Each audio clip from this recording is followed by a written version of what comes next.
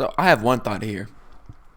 Oh, that's interesting. My name is One Thought Fantasy. I see. Like it's a total crapshoot. Like I'm so not tied to the name One Thought Fantasy, but I just kind of like it just kind of happened. I haven't changed it yet, but like I might change it at some point. Who knows? That being said, I have one thought here. Does the Jalen Hurts injury help Miles Sanders? Like he's the best runner of the football. Are they just gonna try to give maybe aid of Jalen Hurts 15 rushes per game to him? That'd be great. But I mean, he had point 0.9 points last week on like 15 touches. So who knows? That being said, Tyler Algier is someone that you're gonna want to keep an eye on and go out and get, because he's pretty darn cheap, and he kind of broke out this week. What do I mean by that? Well, his snap share didn't get above 50%, so there's still room to grow. And I believe he was outsnapped by Cordell Patterson. I'm gonna have to double check that real quick. Oh yes, so he was outsnapped by Cordell Patterson. Still, he puts up 17 for 139 and a touchdown on 8 yards to carry. He's been a very efficient runner of the football, and you remember Dameon Pierce? I feel like he is a lot closer to Dameon Pierce than people realize. He's the same age. He's built the exact same, although a little heavier than Dameon Pierce, I believe. But you look at this Falcons team going forward, it's an entirely young roster. Cordell Patterson is kind of the one exception to the Kyle Pitts, Drake London, and Desmond Riddler future. Desmond Riddler, by the way, puts up 99 yards last week. Jesus. Jesus.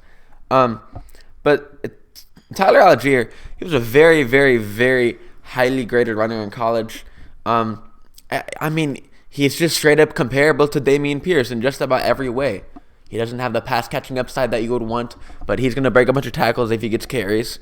And there's a huge discrepancy in the value of a guy like Dameon Pierce and Tyler Algier. While Dameon Pierce isn't going to give you much this year, and then next year maybe he gets replaced, going forward it looks like Algier, and like I'm not saying Dameon Pierce is going to get replaced, but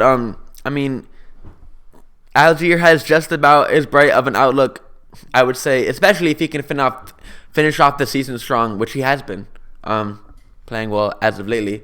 Him and Dameon Pierce are very highly valued, and they're very closely valued. And this is to say that Dameon Pierce is a little bit overvalued and Tyler Algier is a little bit undervalued, but they're essentially the same player. And I want the guy that's 22 on the youngest offense in the NFL. They're never going to be able to stack the box. I mean, even if they have no one throwing the football, who's going to guard Kyle Pitts and Drake London? So go out and get this man Algier. Total stud. He's been on a tear lately. He's been on a heater, as they say. Tyler Algier, 100 yards last week. He had 99 yards in week 10 on just 10 carries.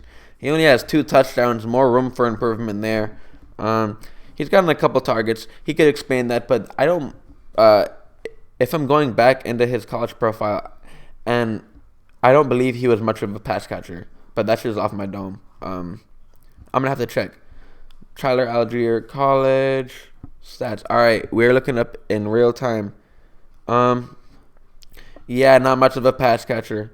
He had 28 receptions in his senior year, which is pretty impressive.